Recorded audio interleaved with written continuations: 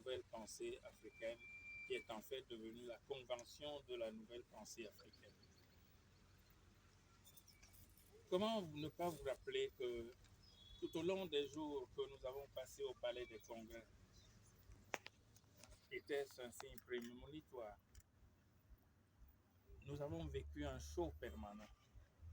Un show permanent parce que, au-delà du discours scientifique, au-delà du discours cadré et installé dans les programmes officiels, au-delà des prises de parole et des modérations qu'il avait reçues pour mandat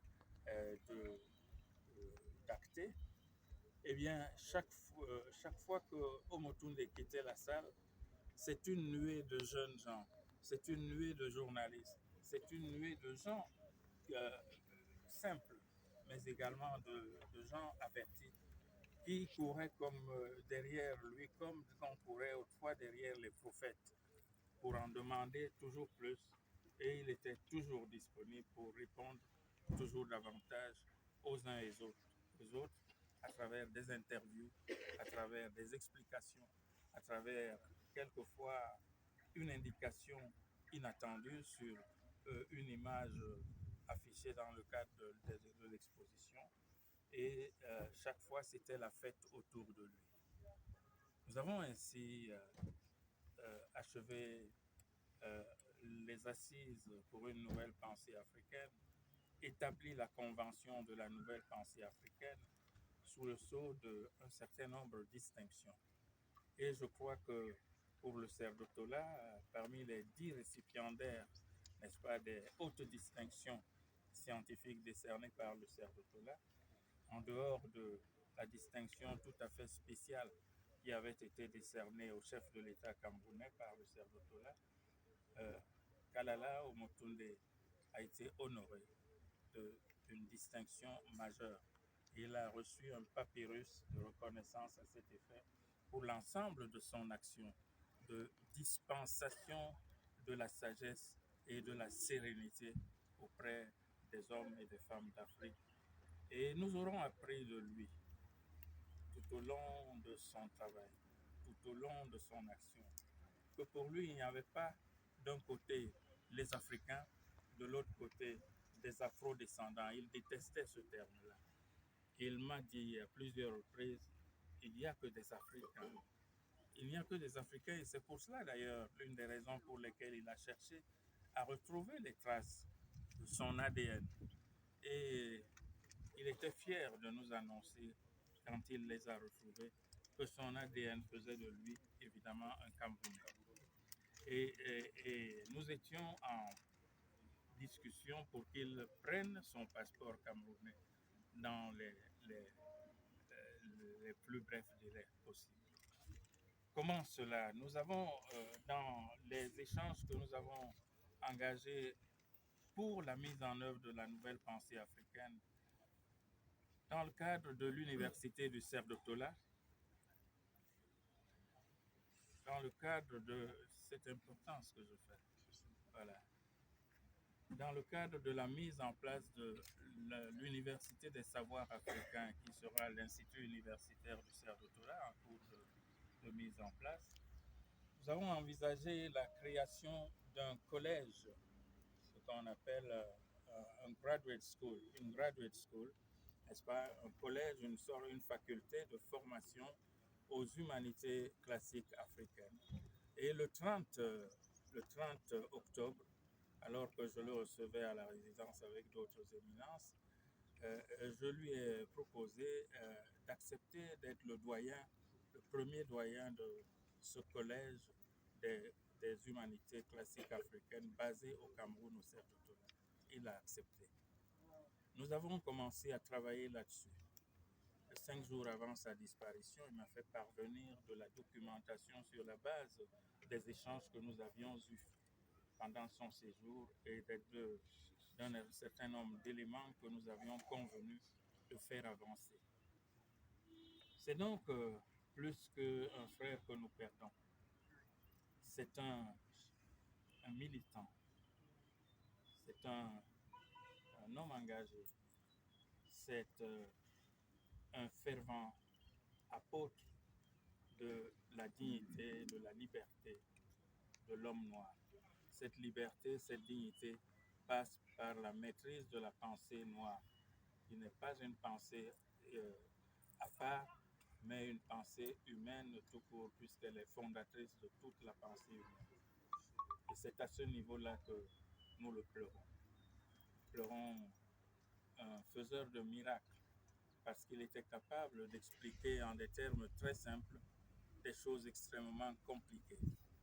Et tout ce qu'il a organisé partout où il est passé, au-delà de faire briller les étoiles au-dessus de nos têtes noires, c'était la dissémination, c'était le partage, c'était l'enthousiasme de donner et de faire recevoir ce que seuls certains pouvaient retenir comme étant à eux.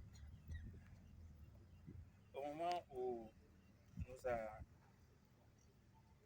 apprenons la disparition de celui que nous aimons, nous avons évidemment connu le choc.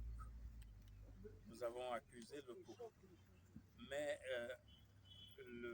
24 heures après, nous sommes ravisés et nous sommes dit il n'est pas de surprise devant nos ancêtres qui pilotent le destin des vivants que nous sommes. Il a embarqué évidemment le sien dans la barque solaire, n'est-ce pas? Il a commencé sa traversée. Je sais que cette traversée lui sera facile. Elle n'est pas encore achevée.